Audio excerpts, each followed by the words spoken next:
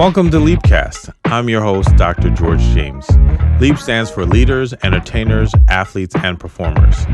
And I'm on a journey to connect with high achievers and highlight their unexamined human moments.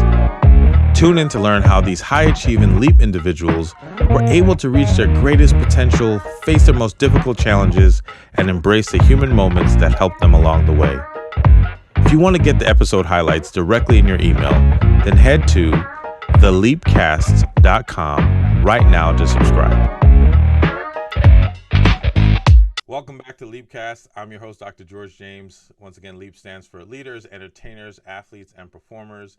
And I'm on a journey trying to learn more about human moments for these amazing, high-achieving Leap individuals. Today, I have the honor of speaking with a good friend of mine that I've known for a long time. I'm so proud of her and all that she's done. Stephanie Humphrey, who is a technology contributor to ABC News. She's an author and a host of the Tech John podcast. And so welcome, Steph. How are you? Thank you. Thank you for having me. I am good. Yeah. Well, just to let everybody know, Steph and I have known each other for a number of years. And you every now and then, I think we all need those friends that just make you better and friends that you can talk real talk with. And as they grow, you grow. As you grow, they grow. And that's been our relationship. So I'm just excited to have Steph on today. So Steph, we like to start off by talking about something I call the Leap story, which is really about helping people to understand how did you get to where you are.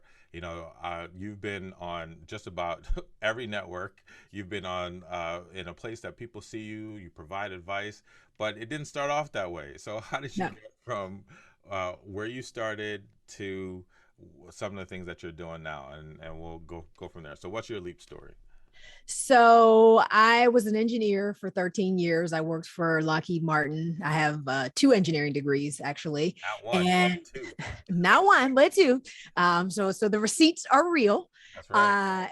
But I was very unhappy at the job, in the role that I was in. I could have tried to find a different role. I had some friends that sort of moved laterally within the corporation and started doing some different stuff, and actually really did well in other areas besides engineering. But I was just over all of it. I think at the time anyway, I was just kind of over it. I mean, I sat in a room, with no windows and just in front of a computer all day. And I was like, this just cannot be the next 30 years of my life. So started looking around for an exit strategy and kind of did a bunch of different things to figure out what it was that I was going to eventually end up doing, and got an opportunity to be in a friend's fashion show. It's funny.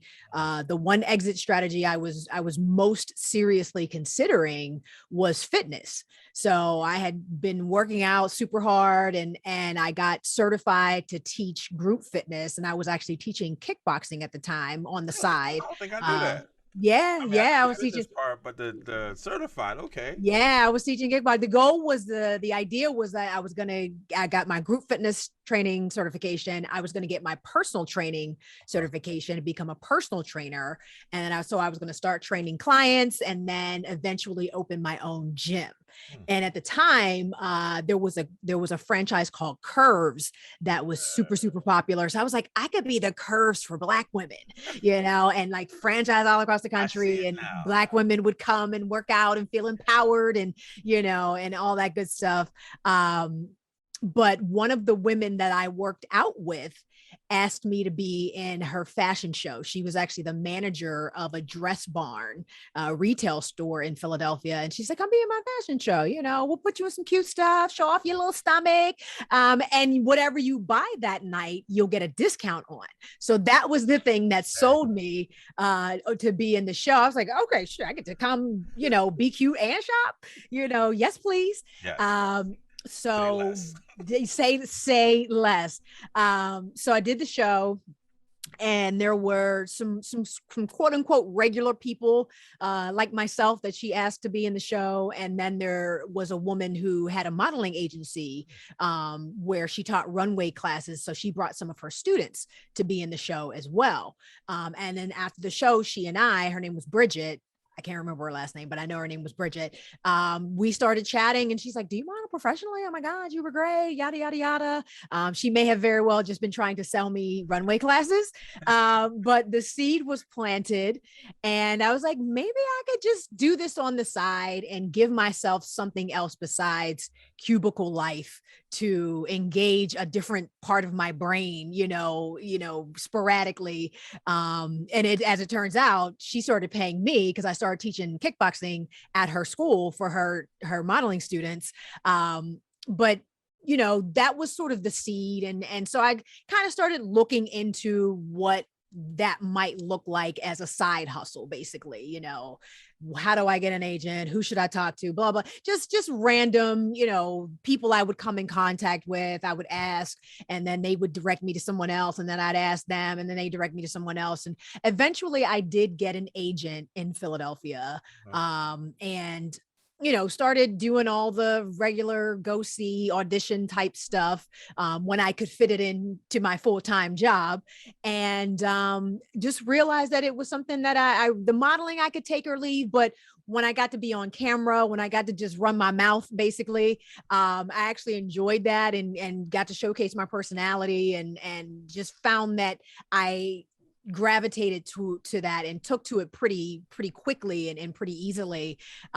So it was like, all right, well, let's see what this might be. But, I kind of sort of balance that line between full-time work and this modeling, acting, spokesperson work for years before I was like, okay, now it's time to kind of shit or get off the pot, basically. So how does this work?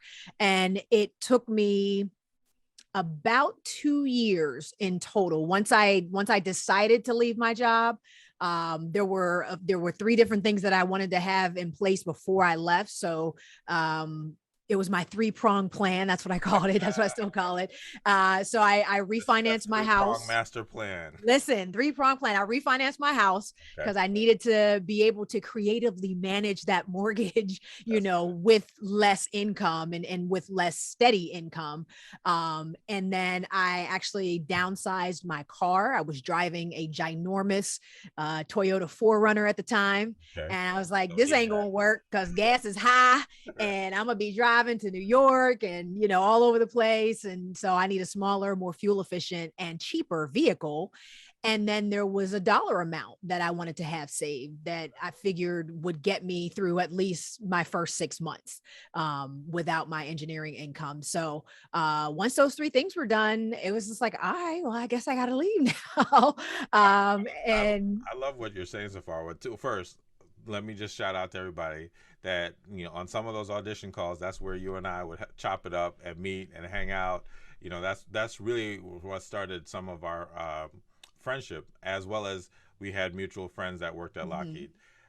2, though, I really want to just highlight how for a lot of people, whenever you have receipts, whenever you have degrees, it is not easy to say, I'm going to try something else or give yourself permission to do it. Listen. Side hustle or not, right? Someone trying to get you to do runway classes or not, it is not easy to say, I spent years preparing for this thing. Blood, sweat, and tears and years. And for some people, that means loans or whatever it is, just money.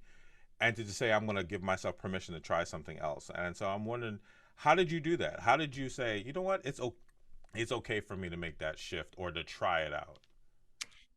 I guess I've had the blessing, I don't have any children, so that wasn't a consideration. And I really didn't have a ton of actual obligations besides just keeping my bills paid. I was kind of just out here doing my thing. And so I think the timing of it was just serendipitous that, I was looking for something else I realized that I actually really liked, like I didn't like acting necessarily. There's a whole story I can tell about that. Modeling was you know what I mean? I'm not going to turn down money if somebody just wants to take my picture. But when I got a chance to host and be a spokesperson, and like I said, just talk to people and use I was like, wow, I think I could really make this work as something. Like, I don't know what it is just yet. It wasn't anything I ever wanted to do. Like, I didn't aspire to be a media personality. Like, I wasn't that little kid that stood in the mirror with a hairbrush as a microphone or anything like that. I had never even considered that as a possibility, just because it just never occurred to me. But once I did it, I feel like I was being led there to do more. So it was kind of, once I decide something, I think that's my Aquarian nature. Once I decide it's done, it's getting done. It may not get done right then, but because I'm an engineer, it was a plan and execute kind of strategy. So, that 3-pronged plan was in place. I really did think about what I would need to feel comfortable, walking away from a 6-figure career. And those 3 things, I was just like, let me get this mortgage right. Let me get this vehicle right. Let me get this money right. Yeah. And, I didn't just say bye. You know what I mean? It wasn't that easy. I didn't skip out the door. But once the wheels were set in place and the plan was set in place, I just felt compelled, honestly. Like, I know I don't want to be here. I'm not sure if this is the thing that I should be doing, but it will get me out of here. And then we can think about, if it doesn't work, I'll just try something else. I mean, I just never had that mindset, that there was something that I couldn't do. And I credit my mother for that. Cause, when I was going through this whole process, like, literally, I just told this story recently, literally everybody in my life, every single person, my father, family members, coworkers, my coworkers were freaking out. Oh my God, what are you going to do? I'm like, I'm gonna go be on TV. What? Like, it's hard. I had an Elle Woods moment. What? Like, it's hard, like, to get into Harvard. But it was like, literally everybody was like, wow, you gonna leave that good job. What you gonna do? What you gonna do? Everybody except my mother. My mother said, go. Life is short. You young, you got time. You can do whatever you want. Go.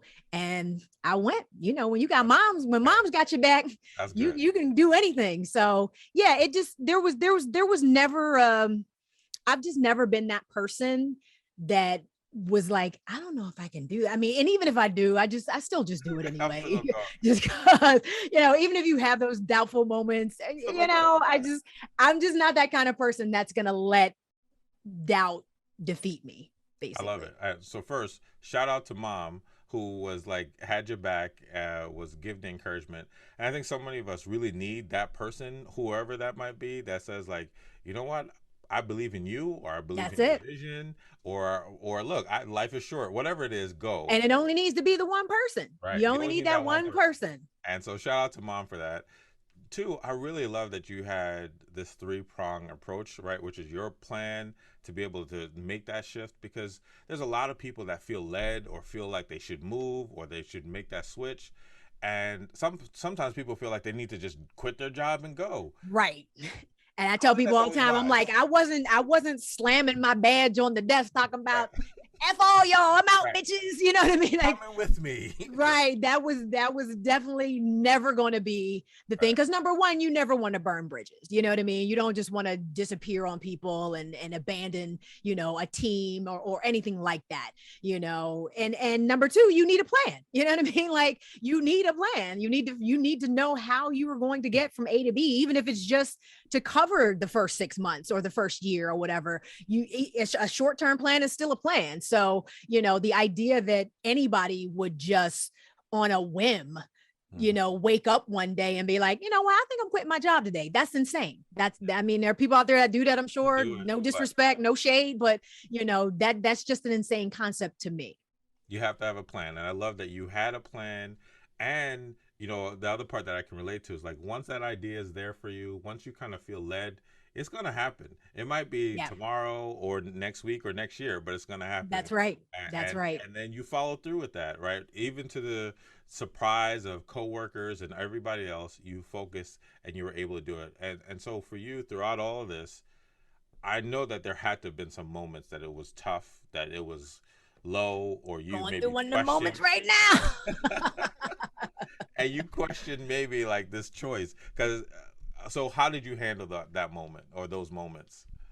Honestly, my faith, I'm a believer, I'm a Christian, and it hasn't been for anything else but that I'm even still here, because you can't do it by yourself. Honestly, I had to, I'm a very type A control freak kind of person, and even I had to realize that I ain't out here doing this on my own, and especially during this pandemic, it has really, sunk into my heart that I ain't in control of none of this and I need some help. And, so my faith has played, the most prominent role in bouncing back from setbacks and, having that resilience to keep going in the face of countless rejections.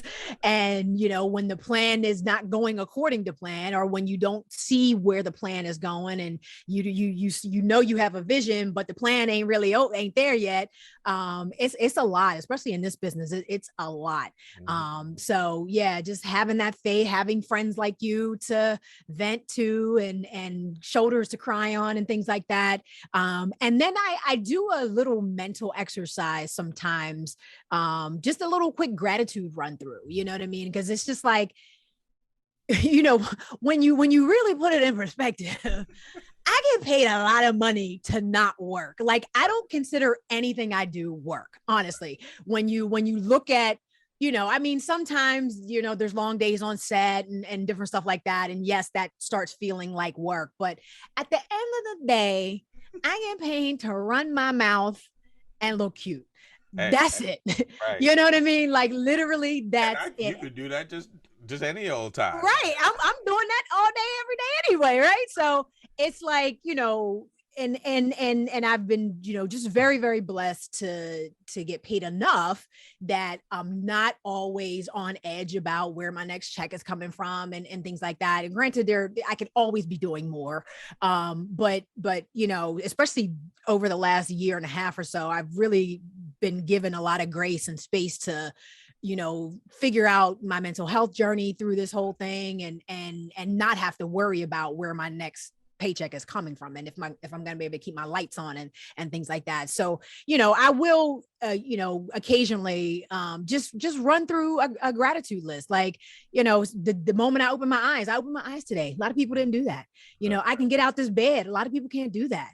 I have, and it's funny, when I get in the shower, every single time I get in the shower, I say a prayer for Flint and Newark and Mm, any other city in this country that don't have clean water, because they still don't have clean water. right. And the idea of a shower being a luxury Right. for somebody, you know what I mean? So literally every time Especially I get in when the you talk shower, about I'm here like, in the U.S. thank you, and bless those people in Flint and Newark, Yeah. help them, heal them of any sickness that they might get because of this country's neglect. And just, help me think of a way to help them. And so just little stuff like that, just little stuff throughout the day. I try to be very mindful of that little stuff, like a good parking spot. Thank you, Jesus. Right. I just, How's the a really parking good, today? a really good cookie. Oh my God, this was amazing. Like I try to just be mindful and grateful of those little things. And if when you're really in that funky mindset, just start ticking off the list in your head. And I mean, honestly, somebody homeless might not be able to do that, but where I'm at right now in my life, like it's not very hard to shift the perspective when you really think about how much you actually do have. No, look, you said so much that I really think is so profound, right? I think that when we do make, or if you do decide to make a pivot from wherever you are to wherever you're trying to go, that there's going to be rejection. I mean, that you said that, and like that is That's profound, right? it. Because sometimes we feel like, all right, this is it, I'm ready, right? And I was especially, called to do this, so right, it should just happen. nope, that's not how No, it goes. And especially like being a high achiever, being able to go there and make impact means there's going to be rejection. And then how do you handle that rejection? I love the gratitude. I love being grateful. I love, even your faith, right? All these things, friends, people that you could connect with, rely on during those times, because it's not easy, right? no. To go from one thing to the next, even if it's just one thing, it's not easy. But I think like, what you're sharing and how you really got there. And I know for me, right, even in times where, we've had similar experiences in terms of just trying something different and new. And it's like, okay, you could get told no. As they say, like the door could get shut in your This may face. not work. Okay, Right. just be prepared for Right. it not to work. The willingness to keep going, and it sounds like you've definitely had that ability. So you were talking about you had your three prong. It took you about 2 years, Hmm. and it sounds like through that process, you also realized being a host, a spokesperson was kind of more of like what was a good fit for you. So how Yes. did that then transition to like where you are even now? Right. So, I was doing that. The idea, I think my idea at the time when I left my job was that I wanted to be an entertainment reporter. Okay. So I wanted to be on red carpets. Who are you wearing? That whole thing. And I actually got to do a little bit of that, and it was a lot of fun. But I realized that a lot of those people, at least at that time, I mean, now we live in an age and an era where kind of anybody can get enough Instagram followers and do whatever they want, basically. Right. But back then, those people on red carpets are journalists, Yeah. you know what I mean, and like real journalists, and journalists with degrees in Right. journalism who Right. just decided to go into entertainment journalism as their specialty. So I was running up against a lot of opposition from casting directors and network executives and things like that, because I did not have a journalism degree. Mm. And it was like, well, where'd you go to journalism school? Well, I got an engineering degree. I got 2 engineering degrees. So I got I think I can degrees. handle, I think I can handle this red carpet stuff, Right. but they didn't really care about that. Yeah. But I did get a chance to report traffic for a time, for the Philadelphia CBS affiliate in Philadelphia. That really helped me as well, because that sort of honed my extemporaneous speaking skills, because you're doing it all live and you're Yeah. doing it all from nothing. There's no prompter for traffic reporters, or meteorologists, by the way, and you're kind of telling that story real time as you go. And by the way, you only got 90 seconds to do it in. So it really helped me hone that skill, that storytelling skill, number one, and the ability to speak off the cuff for any length of time and sound legitimate and articulate, and I be know able to what I'm talking string, about. you know what I mean? Being able to string enough words together to sound like you know what you're talking about. So I was doing that, and then but really running into a lot of different walls because of the whole journalism degree thing. And I had a meeting with a guy at Comcast. He was there at the time, and I was going in there determined to dazzle him with my beauty and my charm and my charisma. And he was gonna put me on TV. Mhm. That was my intention. And there's a whole backstory behind that that's hilarious, but I won't get into that right now. But my intention going in there was to have him be so amazed that he would put me on television. And that didn't happen. And I'll talk about Right. rejections. Right. Uh, What's it you all know, about? I I went in there. I was like, "Hi, I'm Stephanie Humphrey. I was an engineer, but now I do da da da da da." And he was just like, he's looking at me like, and he's just like, um, "Okay, so what are you doing?" Mm. And I'm like, what do you mean? What am I doing? I had bought a new dress, and I Right. had I had my Right. fresh This I had my this was the fresh moment. wig on. Listen, had my fresh wig on, had shoes on that was a half size too small, but they was cute, so I was rocking them the whole nine. I was ready. And he's Yes. just like, "No, what are you doing right now? Like, why are you doing this?" Mm. And I was just like, "I don't understand what you mean." And he said, "You walked in here and mentioned you had 2 engineering degrees in passing, and you haven't talked about that again." He said, "I know literally thousands of pretty girls that could do what you say you want to do."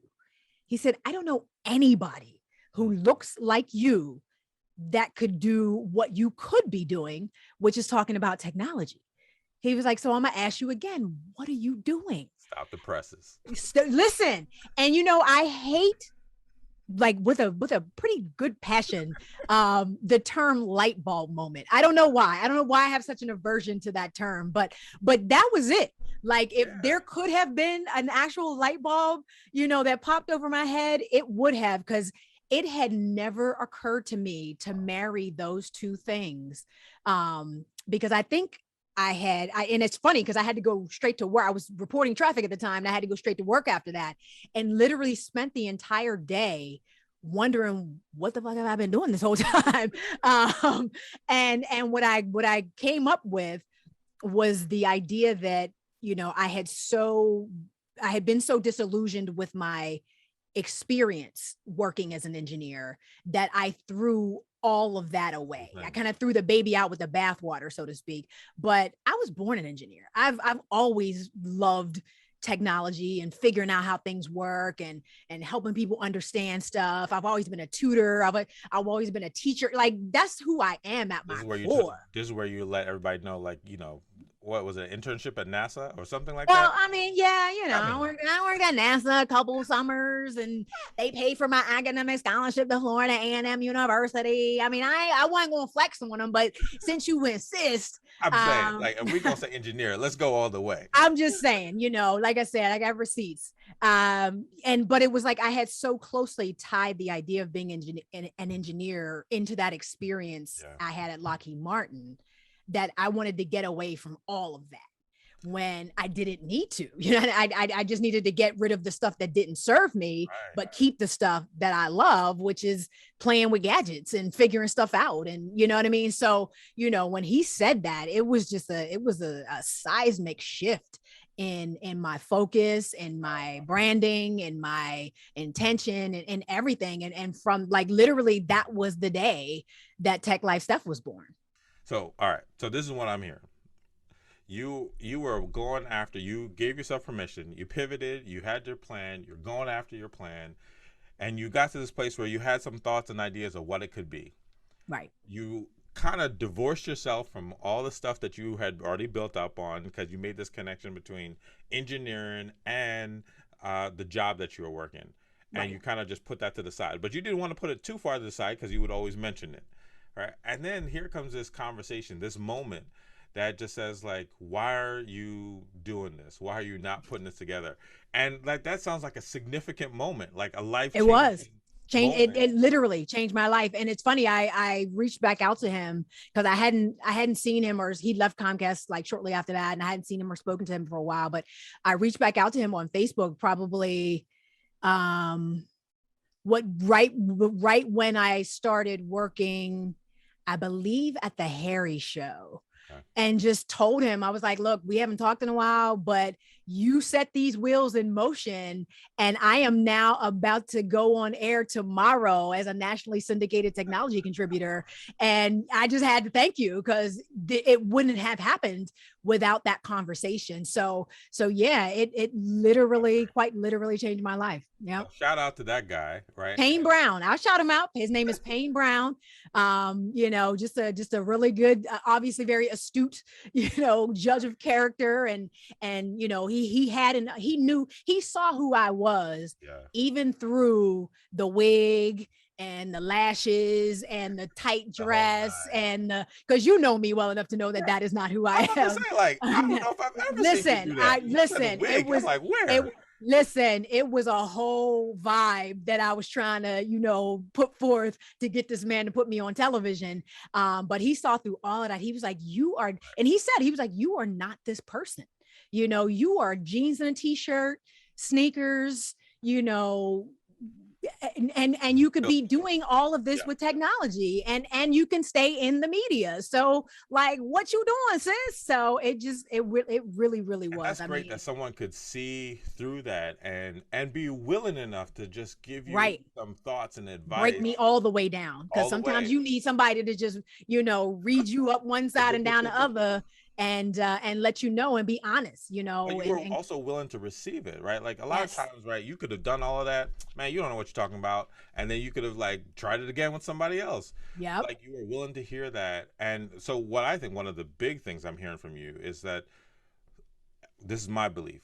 Every experience we've had leading to this moment still counts, right? absolutely. Right. Sometimes we think that, okay, we make this pivot, we make this move, all those things don't matter. But all of those things actually can matter and do matter for They whatever is all next, matter. right?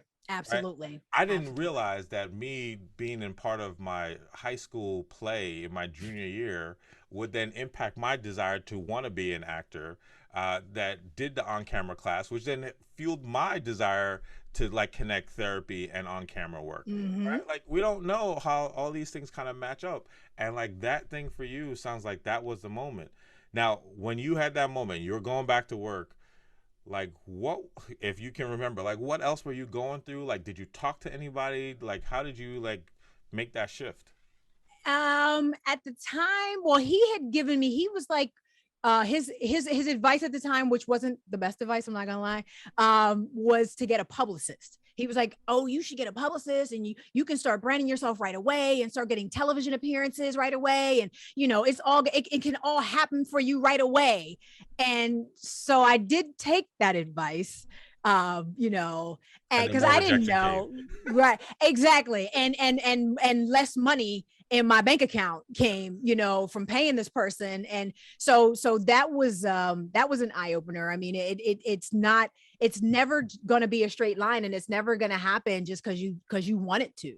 You know what I mean? I mean, some people go viral and are overnight sensations or whatever, but for 99.99999% of us, that's just not going to happen. So that was the other thing. You talk about, being willing to listen and being receptive to that feedback. It was that, but then it also had to be the humility of basically starting over. Yeah, You know what I mean? Because again, you starting over yet again. again. Because when I had that epiphany in his office, I thought, which is why I took his advice to get the publicist, because I thought, I was like, well, I've been in the media space now for 5-ish years. I have plenty of experience on camera, and I got 2 engineering degrees. I mean, Right. why wouldn't I be your Like one plus technology one equals person? two, right? Exactly. Why wouldn't I be your favorite technology person? And that just did not happen. Nobody cared. Like, honestly, it was really on some "what have you done for me lately" type Uh, stuff. And it was like, "What have you done lately? You say you're these things, but we don't know you. We've never seen you anywhere. We've never worked with you. We've never done it." So it was a whole buttload of no's. uh, This was in 2011. This was actually, I remember, because it was wintertime. Like I said, this goes into the funny story. It was January of 2011 when I had that meeting with that guy, with Payne. And it was not until December of 2012 when I first got on air on television as a technology and lifestyle talk expert. about patience, right? Yes. And just Patience. believing the vision that God gave me. Honestly, it was just, I was like, "Oh snap. Okay, Lord, I see what we're Right. trying to do now." Pop, pop, pop. It made sense, It but you made still had to sense. wait for it. But you still, and I still had to work for it. Yeah. So I had to take a step back, Mm. and, like I said, humble myself, and understand that those 2 engineering degrees weren't going to be enough to get me on television. So I started a blog. Back then, that's what everybody was doing. Everybody had blogs. So I started a blog called A Matter of Life in Tech, and started writing and doing product reviews, and whoever I could beg to send me something to talk about, I would. And or otherwise I would just find an app to talk about, or create little videos and things like that. Use that to pitch The Root. I got a chance to meet the editor of The Root at the time, and pitched her the idea of a tech column for The Root. So I actually originated a tech column for them back then, Wow. called Tech to Go. Use that to pitch Ebony and ebony.com. So I became the tech writer for ebony.com. Then I was able to say, "Well, I'm the tech writer for ebony.com. I'd love to come on air and talk about the new iPhone." And then people were like, "Oh, okay, well, she's a writer and she does this, this, and this, and she's an engineer. Great. And So she it has wasn't degrees. right. So it wasn't until, all those other things that, I had built that credibility and that authenticity, in the space before I could, actually go on TV and talk about it. One of the things that you're saying, but not, and I know this because of our connection, is that you are a master, and people use whatever word you want: master networker, master relationship builder, master connector. You're the plug. People plug you in, you plug them. I mean, you have a great ability to make genuine connections with people, and then those relationships have opened up opportunities for you Yes. and for other people, because I know that you don't just look out for yourself, you look out for other people, this guy Well, being one of them. listen, to whom much is given, much is required. So I wouldn't be who I was if I wasn't trying to lift as I climb. I mean, I don't want to be up here by myself. Right. I tell the story all the time. About the idea that I had a keynote the other day and I, asked them, drop it in the chat. I was like, what other Black woman do you know is on nationally syndicated television talking about technology?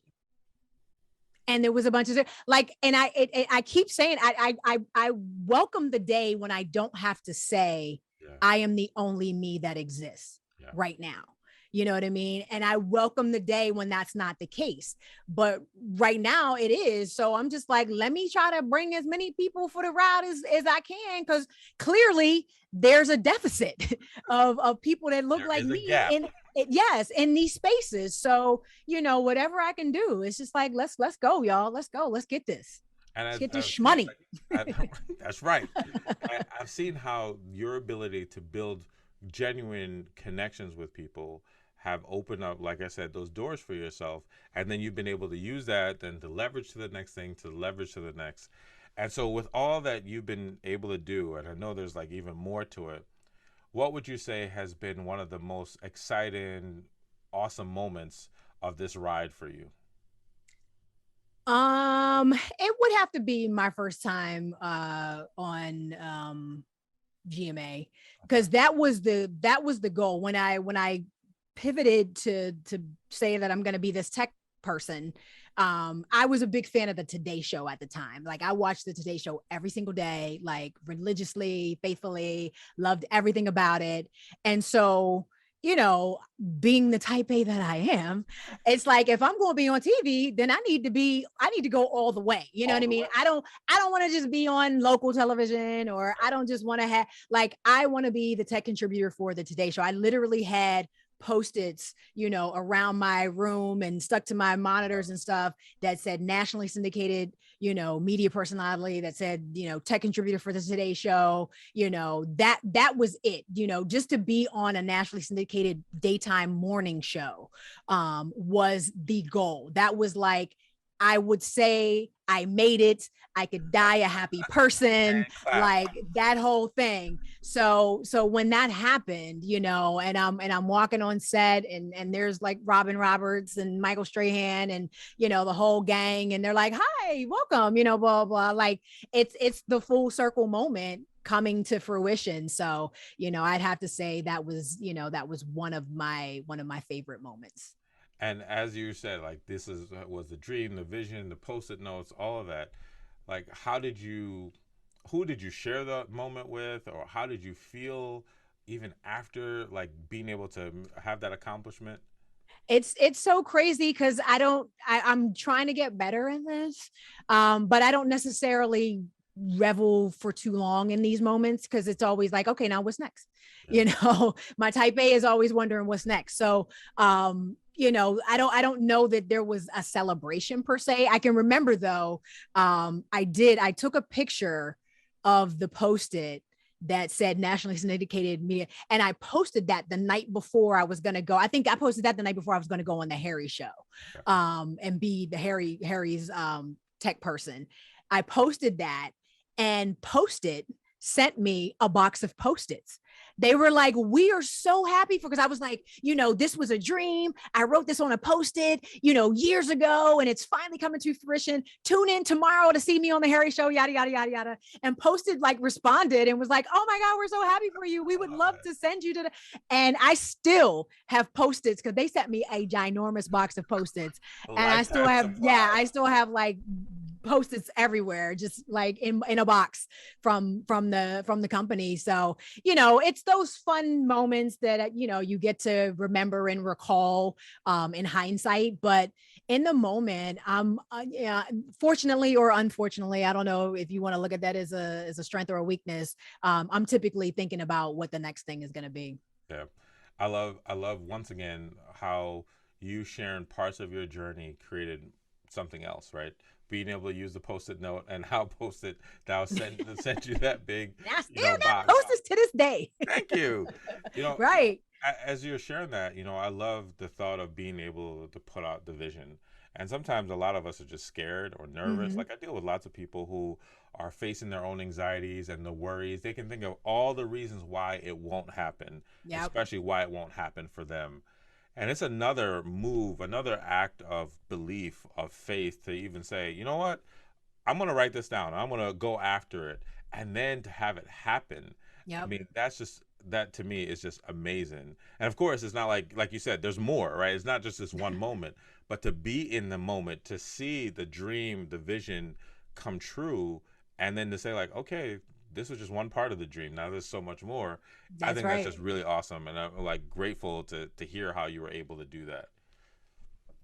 With that, I'm thinking about our journey a little bit. Like I'm thinking about how like you and I would trade stories of being on local radio, then being on local TV, and having regional, then having some national spots.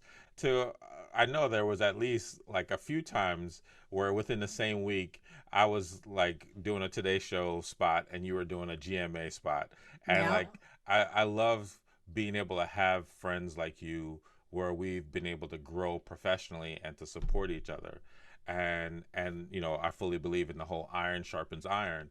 Amen. I'm wondering what's that been for you? Like who have been those people in your life or situations in your life that has made you better or sharper over time?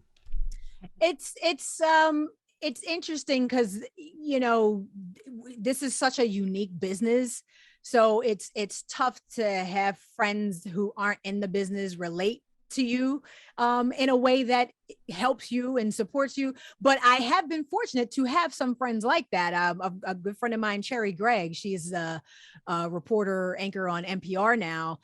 She definitely checks me, she in love, she's very good at getting me to see a different side of things and a different perspective. And like, well, you ranting and raving about this right now, Steph, but did you really consider that you might have had an impact on how this went so left and didn't work out for you? You know what I mean? So she's very good at doing that without attacking or judging.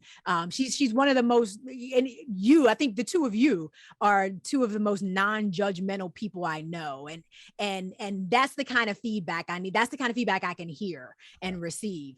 So she's very helpful. I mean, I spent some time working at QVC, so I've made some friends, some very good friendships with people there. So they kind of get it. One of the women that I worked with when I was reporting traffic for Tango Traffic, we're still friends to this day. And, we touch base, monthly at least, just because we get each other, you know what I mean? So you really do have to sort of find those people who get it and who will be able to kind of offer you actual valuable, critical, constructive feedback because they have some perspective on what you're doing. So I am grateful to have, a few of those people in my life. I think that's included. Important. Well, I appreciate it. I was like, ooh, I get counted. Yay. I really appreciate that because I think so many people don't realize how important it is to have people around you that get it, right? That understand. Because everybody ain't gonna see the vision, man. Like I said, it was a long time for it before people were like, "Oh, you're the girl on TV," and even now, right. People are like, "What do you do?"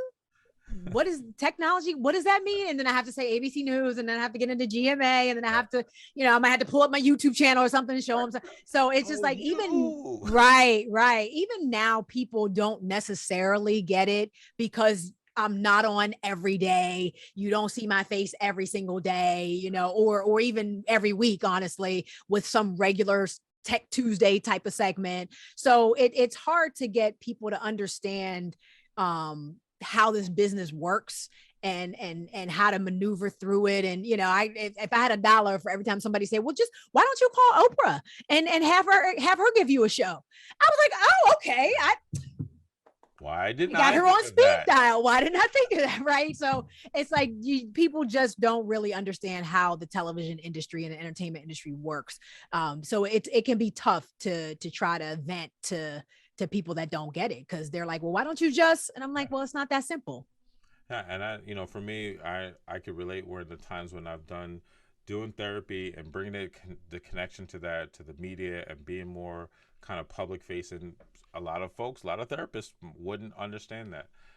I'm also thinking about, and I know, like, I've seen this and I've heard from other people, and I know that you have, because people don't get it. People probably sometimes ask you for stuff or ask you for opportunities that they might not have earned. How have you handled those moments? Yeah. I don't mind saying no. I don't really have a problem with that. And I find what I find more often than just, people wanting to be on TV, put me on. Because I'll just be like, nah, like, what do you do? Like, what have you done? Like, you have to have done something, you know what I mean? To warrant me saying, oh, okay. Because I do that all the time. Like, literally, if I have a friend or meet somebody that I think has a good story that deserves to be publicized, even if I don't know them, even if I just met them that day, if I feel that story is compelling enough, I'll pitch it. You know what I mean? And I don't have any problem doing that, and so it's not about, oh, she's trying to be a hater. She ain't trying to let nobody else get again. I have no problem. Right. You open the door. When I feel like the story is compelling and deserves a pitch. But I also don't have a problem telling you that your story is not very compelling and it's not going to make for good television. So, no. And I don't share contacts ever. And I tell people that in the nicest way possible. I'm like, I don't really share my contacts with anybody. So no, you can't have that producer's email address, but I can certainly, ask them if they're looking for whatever it is you were asking me for, if I feel like it's worth it. So that I also get a lot of requests to appear places, because I think people think that by me being there, it like you're gonna draw a whole. I mean, those people are just setting themselves up for disappointment. I'm like, nobody knows Roberts is gonna come in with you, right? Like, she ain't coming. No. So it's just like, I have begun to be more selective, with the understanding that the circle needs to stay small. You can't say yes to everything. And definitely, you set those non-negotiables. So like I said, the whole contacts thing, because let me get that email. Can you get me the email? Or can you do an email intro? No, because then you have their email address, and then you're going to be bombarding their inbox with bullshit. You know what I mean? So yeah, exactly. So I'm very, very respectful of other people's time, contact info, attention. Like I'm very like, I would never want to do something, that would make somebody else be like, damn, Steph, why you get that person my phone number? They've been texting me nonstop since, so I try to be very, very mindful about that.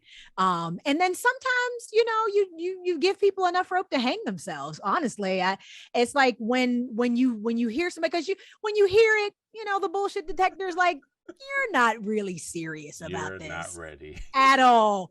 So you give them something. Well, listen, send me a deck. Where's your deck? Or send me a reel. Where's your reel? And usually if they're not serious, they don't have those things. So they have to go off and try to work on them and get them. And hopefully in that process, they start getting serious about whatever it is they say they want. Because now if you come back to me with what I asked for, then I'm like, oh snap, okay. Bet. Let's do this. Right. But sometimes it is just as simple as, oh, send me your press kit. Yeah.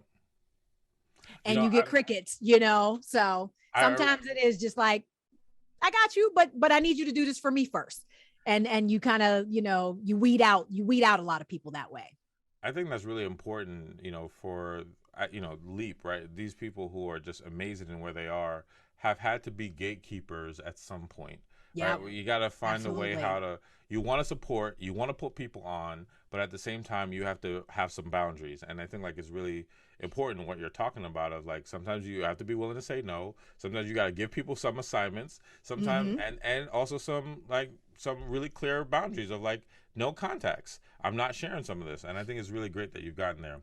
So as we're wrapping up, there's a couple of few things I like to ask.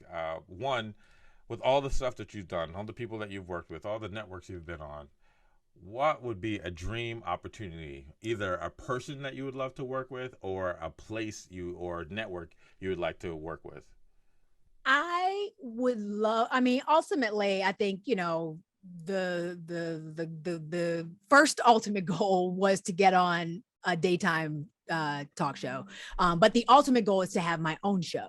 And I believe in my heart of hearts that there is space on the OWN network on a Saturday morning Nice. for a tech show, where I might go into people's homes and help them with their tech issues, or Nice. answer viewer questions, or talk about the latest trending topics, or whatever that looks like. I think there's space, and I'm not sure why I'm drawn to that. Maybe it's just Oprah, but I think there is space on OWN for that type of content. I love So it. And we can have trailers next to each other for our own respective shows on OWN. that's right. That's right. That'd be awesome.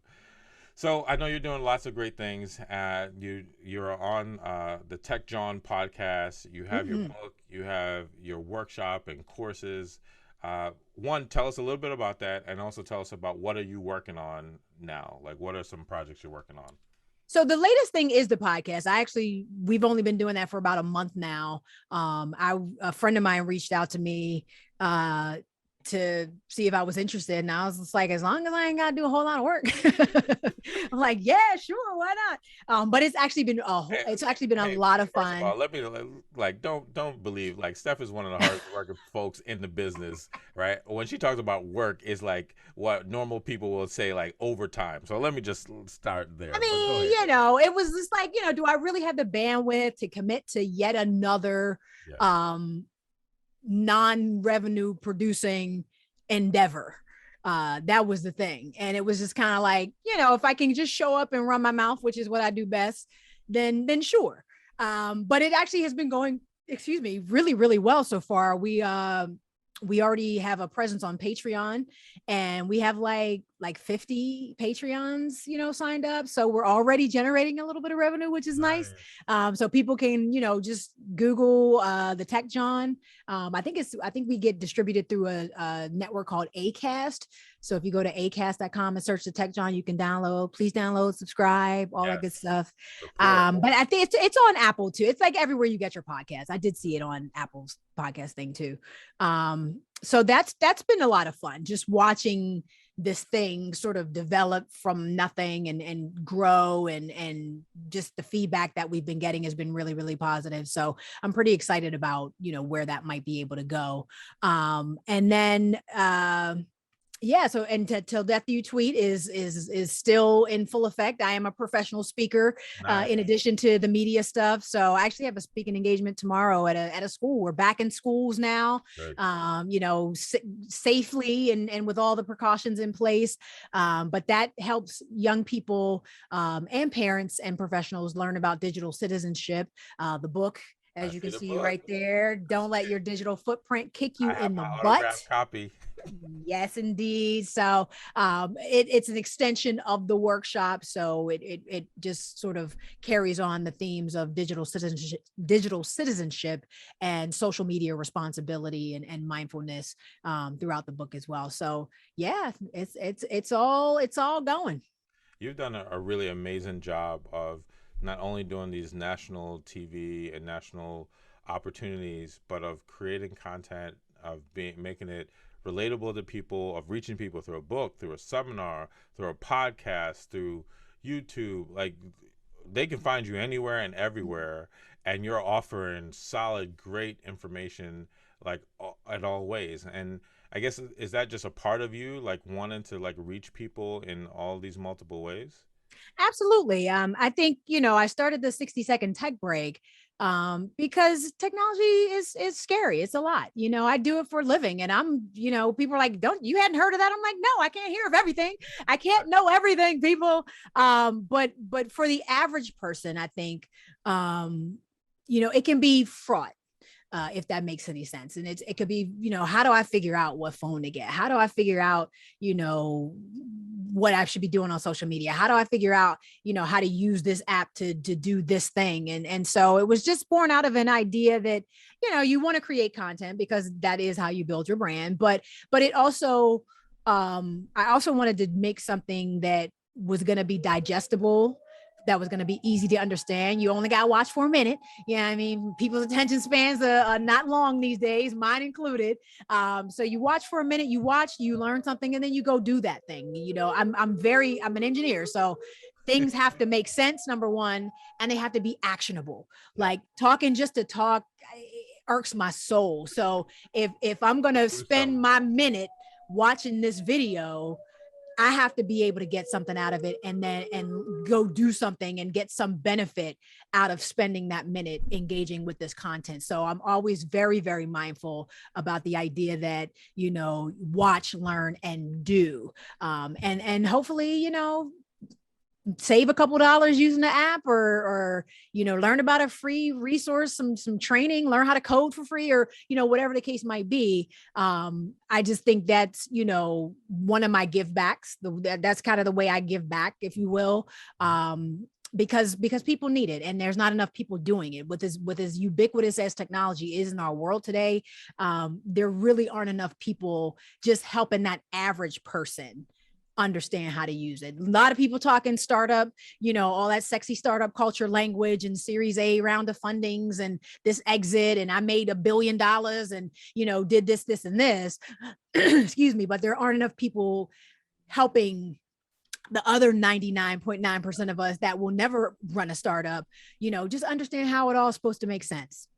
And you do an amazing job with that. Once again, another nugget, right? Being able to share, learn, and then do. Last two questions. What would you say mental wellness means for you? Oh man. I mean, we talked about the idea that I was into fitness at one point. I still am. I still go to the gym regularly. And I think I had severely underestimated the role of mental wellness in the whole process. They talk about health being wealth. It's not just physical health. It is that mental health as well. And like I said, this last year and a half has really humbled me and showed me that is also something that I need to pay attention to listen when, my psyche is saying, just sit down right now. You ain't got to be doing so much. You ain't got to be out here baking bread and learning another language and doing all the things that they say you should be doing, while you're also trying to navigate a whole pandemic. So yeah, it just really has come into very sharp focus for me, as just as an important part of your overall wellness as your physical health. That's great. And last question. What mental wellness advice would you give to your younger self? And that could be as young as yesterday or sometime way before that. Just that understanding that you ain't got to do it all, at least right now. I think I think I had succumbed to that quote unquote grind culture for a bit. And granted, there is a level of grinding that needs to happen to get to any level of success and achievement. Don't get me wrong. You can't sit on your couch eating bonbons and still expect to be on nationally syndicated television. Right. But I think, I should have built in more moments for rest. And I didn't do that so well all the time, but I'm learning to do that more now. This has been awesome and great. And my good friend, Steph Humphrey, who is a technology contributor to ABC News, author, and host of the Tech John podcast, sharing nuggets, gems, how you pivot, how you face rejection, how you humble yourself, how you learn, how you grow, and how you go after your dreams, even when it's difficult. And hopefully you have moms or somebody there who's giving you that encouragement that you need. This has been great. I've learned a lot. And so thank you so much for joining the Leapcast today. Thank you so much for having me. I appreciate it. Wow. What an incredible ride we just went on with another great member of the Leapcast community. I appreciate you listening and hope you got some tangible value from the episode. Please let us know what you think by leaving a comment, rating, and review. As always, please don't forget to subscribe wherever you listen to podcasts. This is Dr. George James, and I'll see you next time.